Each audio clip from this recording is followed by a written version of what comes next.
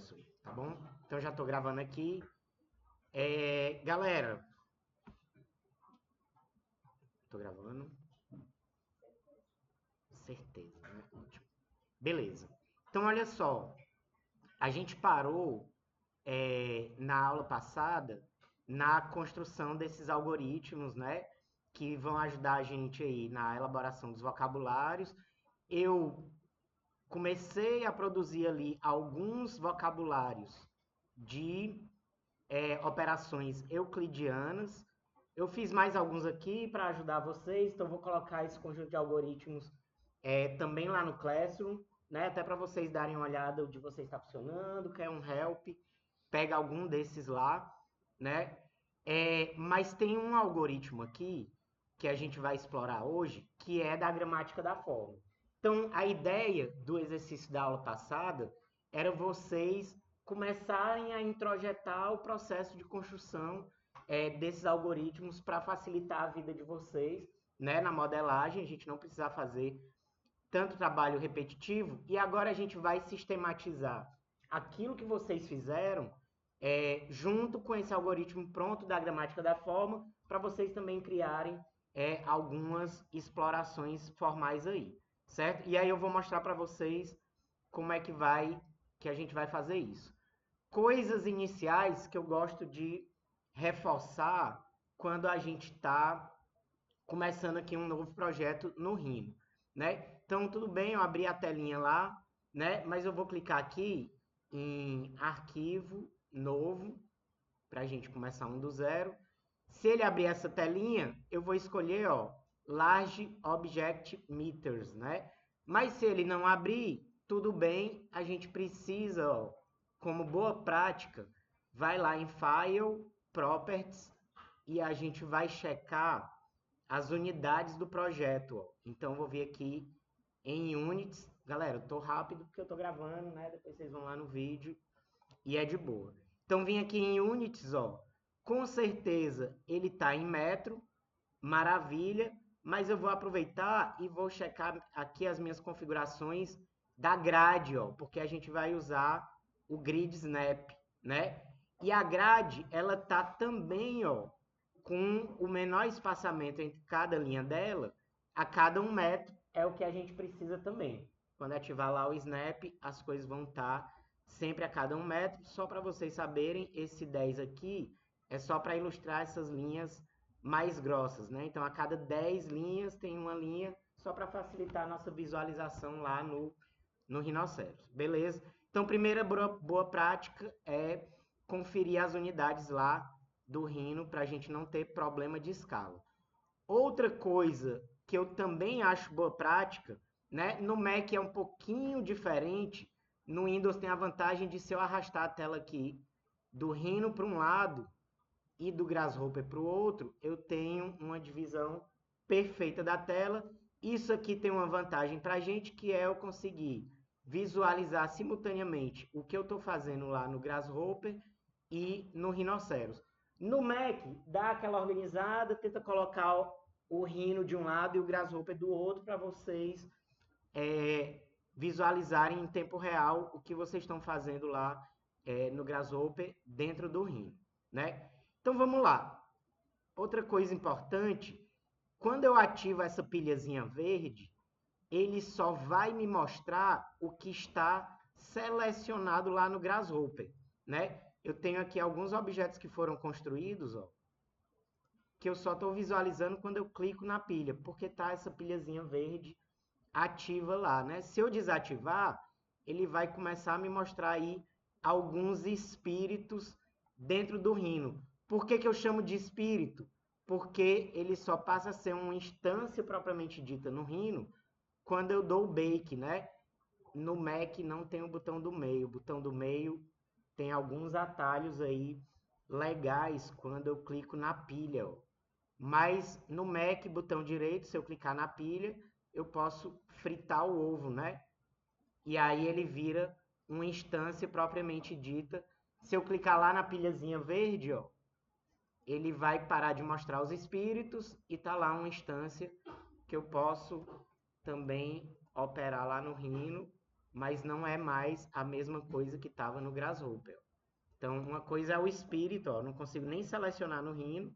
Outra coisa é o objeto que foi dado o bake, que foi instanciado lá no Rhino, né? Isso serve para, se eu quiser fazer alguns ensaios aí com objetos instanciados, eu posso instanciar várias vezes, instanciar, dar o bake, né? Oi.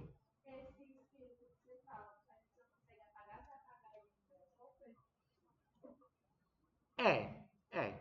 Porque, na verdade, ó, eu vou salvar isso aqui, que é o que eu vou colocar lá para vocês.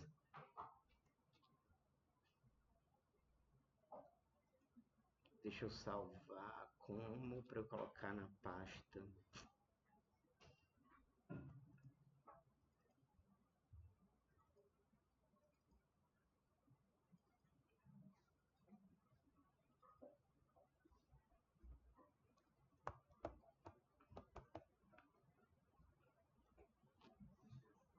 Olha só, a vantagem da gente trabalhar com algoritmo é que, bom, se eu fechá-lo, eu não tenho mais nada no Rhino, né?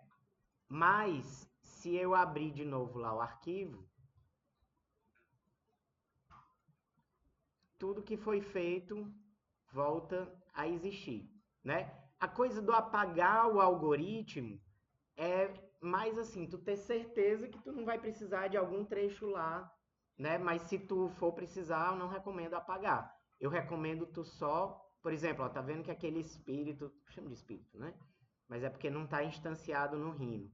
Eu não vou precisar do original porque eu dei o mover nele, que era o produto final que eu queria, por exemplo, nesse caso, né? Então eu posso só esconder porque ó, tá lá escondido, né? Tô vendo até que a geração dele aqui, ó, aquele retângulo inicial dele, também tava, não preciso dele, eu posso só esconder, não visualizar, né? Por quê? Porque isso pode ser um algoritmo útil para mim em algum momento, né? E o arquivo do Grasshopper, se vocês olharem, ó, é um arquivo muito pequeno, 29 kilobytes. Ele praticamente não ocupa espaço, né? Diferente do arquivo do Rhino, que à medida que você vai instanciando o objeto, ele vai na casa dos mega, né? Até 180 mega, 200 mega, dependendo do arquivo. Então, apagar mesmo o algoritmo, só recomendo se tu realmente não for precisar, se foi um erro, né?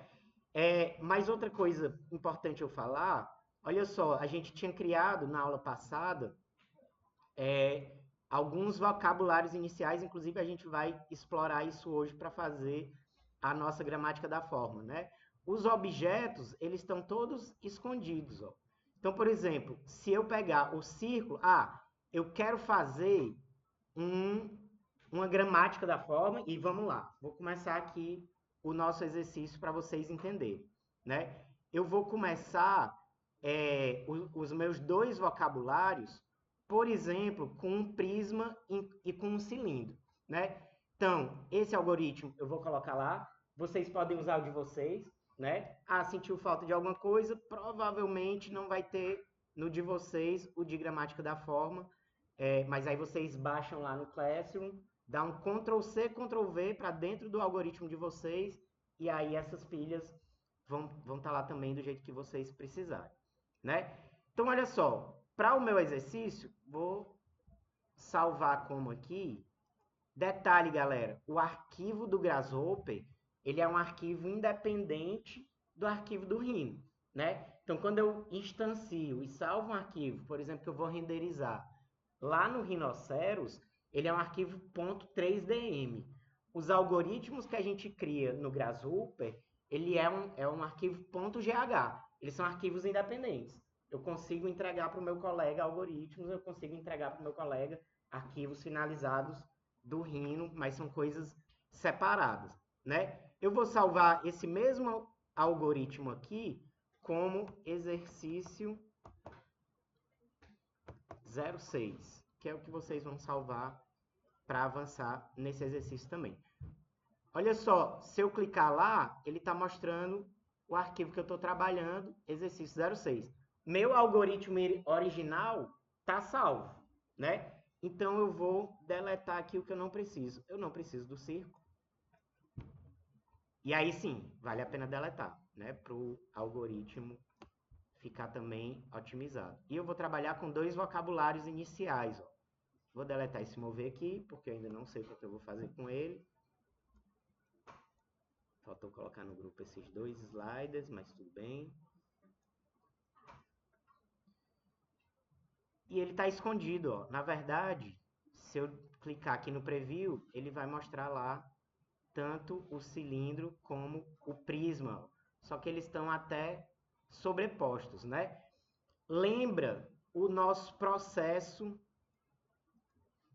Vou reagrupar isso aqui porque está me perturbando. Pronto.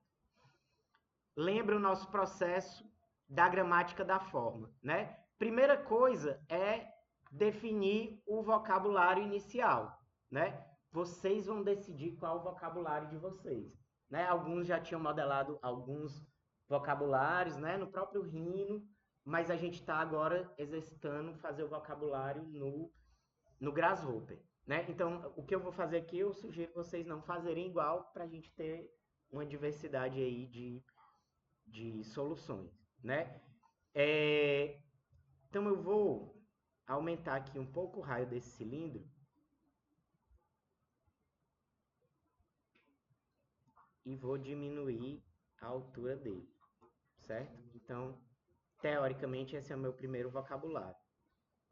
Meu segundo vocabulário, eu posso tirar a origem dele em X, para ele sair ali de cima do outro, não é?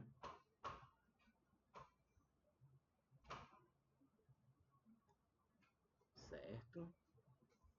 E eu vou alterar essa dimensão dele.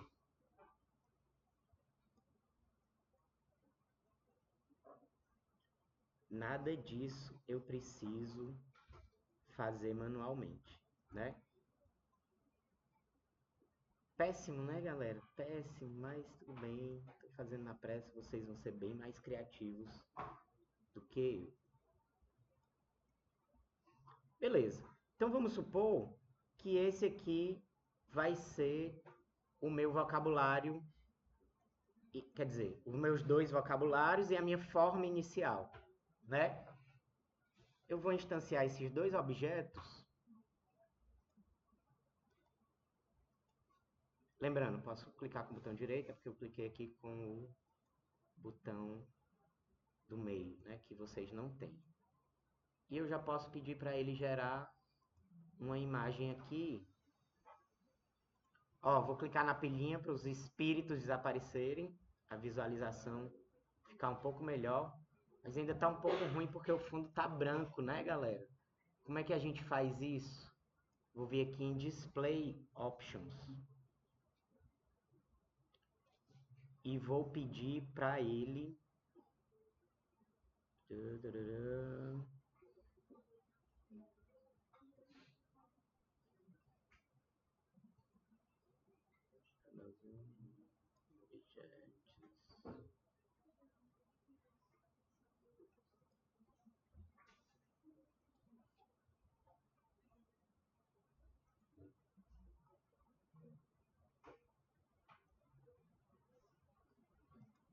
vou alterar aqui um pouquinho a cor do plano de fundo, certo?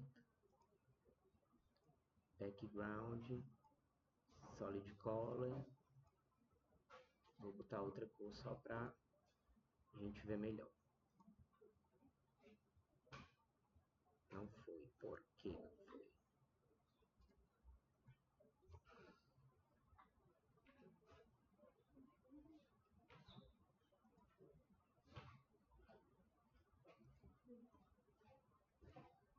Agora foi.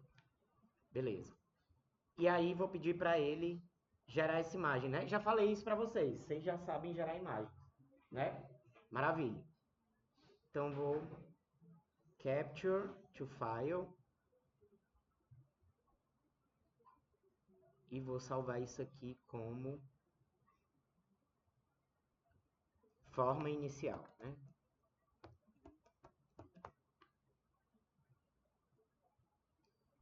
Galera, se vocês precisarem fazer outras operações euclidianas, como por exemplo, vou voltar lá para o shaded, vou deletar isso aqui que eu não preciso, só queria dar aquele print, né? Então vocês podem explorar as operações euclidianas que vocês construíram, que também está aqui, espelhar, rotacionar, para vocês gerarem ali alternativas de formas iniciais, né? O que eu queria mostrar para vocês aqui é como usar esse algoritmo da gramática da forma, que vai otimizar aqui um bocado a vida de vocês, né? Então vamos supor que eu quero pegar essa forma inicial e produzir alguma coisa usando o nosso conjunto de algoritmos aí do transladar, certo? Então eu vou jogar aqui esse brep, ó, lá no elemento. Se eu der um clique duplo na linha, só para ficar mais organizado, ó, galera. E o outro brep, desculpa, segurar o shift, beleza. Olha só, como é que esse algoritmo está funcionando, né? Eu posso dizer para ele que ele vai transladar no eixo Z, no eixo Y ou no eixo X, ó. E aí a gente tem um algoritmo um pouquinho mais elementar de gramática da forma para facilitar a nossa vida, né? Nosso objetivo é começar a investir um pouco mais em gramática da forma. Depois eu vou trazer outro conjunto de algoritmos para vocês, mas hoje a brincadeira vai ser essa, né? Então temos lá, ó, x, y, z, né? Eu posso alterar entre positivo e negativo, para cima e para baixo. Posso alterar a quantidade de elementos, né? E posso também, eventualmente, aumentar o espaço entre eles, né? Cheguei numa conclusão interessante, vou dar o bake.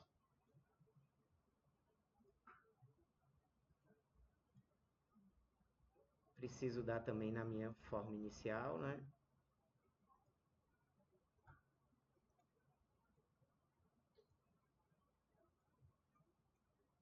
Vou desativar aqui os espíritos. E tá lá a gramática da forma criada, né? Galera, isso aqui eu fiz na pressa, mais para mostrar para vocês como é que usa o algoritmo, qual a lógica das coisas, né? E aí eu queria que vocês fizessem isso, né? Elaborassem 2 vocabulários usando o Grasshopper, faz a captura da tela da forma inicial e uma captura da tela da gramática da forma, e é isso que vocês vão me mandar lá no Classroom. Beleza? Dúvidas enquanto eu estou gravando? Isso é um trabalho final ou não? Não. Ainda temos mais um trabalhinho pro final. Tá bom? Fechou? Vou parar aqui a gravação. 10 minutinhos para eu compactar o vídeo, colocar lá no YouTube e vocês podem seguir adiante. Tá bom?